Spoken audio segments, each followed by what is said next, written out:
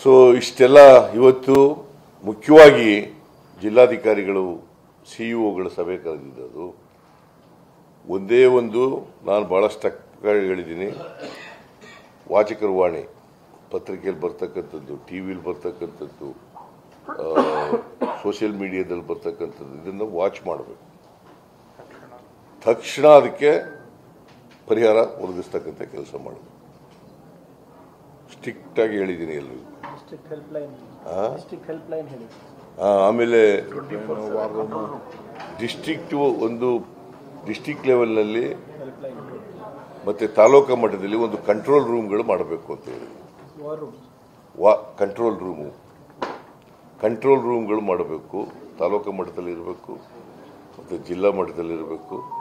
ಒಂದು ಎಂಥದ್ದು ಸಹಾಯವಾಣಿ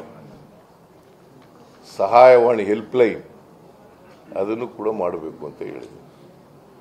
ಸೊ ಸರ್ಕಾರ ಕುಡಿಯ ನೀರಿನ ತೊಂದರೆಯಾಗದ ರೀತಿ ಕರ್ನಾಟಕದಲ್ಲಿ ನೋಡ್ಕೊಳ್ಳಲಿಕ್ಕೆ ಏನೇನು ಕ್ರಮಗಳನ್ನು ತಗೊಳ್ಳಿಕ್ಕೆ ಸಾಧ್ಯ ಇದೆ ಆ ಎಲ್ಲ ಕಾರ್ಯಕ್ರಮಗಳನ್ನು ತಗೊಳ್ತೀವಿ. ಮತ್ತು ದುಡ್ಡಿಗೆ ತೊಂದರೆ ಇಲ್ಲದ ರೀತಿಯಲ್ಲಿ ನೋಡ್ತೀವಿ. ಈಗ 854 ಕೋಟಿ ಜಿಲ್ಲಾಧಿಕಾರಿಗಳ ಹತ್ರ ಇದೆ.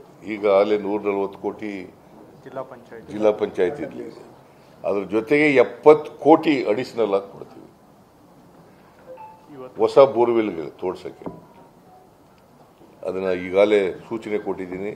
ಆರ್ಥಿಕ ಇಲಾಖೆಯವರೆಗೂ ಸೂಚನೆ ಕೊಟ್ಟಿದ್ದೀನಿ. ಕೂಡಲೇ ಬಿಡುಗಡೆ ಮಾಡಬೇಕು ಅಂತ ಹೇಳಿದ್ದೀನಿ. ಸೊ ಇವತ್ತು